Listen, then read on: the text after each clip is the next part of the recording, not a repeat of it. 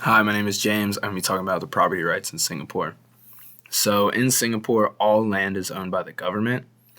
This means that in order to get property, you can own it. However, you just have to purchase from the government. The government owns it all initially. They own about 90% of the land in Singapore right now. So, due to this, most people live in government subsidized flats, like huge apartment complexes, pretty much. And in terms of foreigners coming to Singapore, foreigners can rent and own properties in Singapore under the Residential Property Act. However, you just have to apply for the appropriate visas and certifications in order to do that.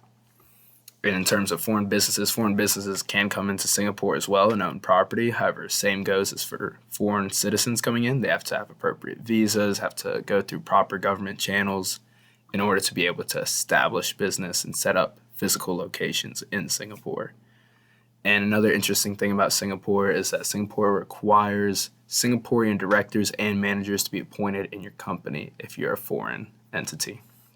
So overall, Singapore, although the government owns all the property, has very strong property laws. It's not a communist nation where you think of the government owns it all and they're very secretive. Singapore's government is very open and transparent, and due to it being such a small nation, they're able to manage their stuff well. You can think of something like this where the government owns all the land in a huge nation like the United States.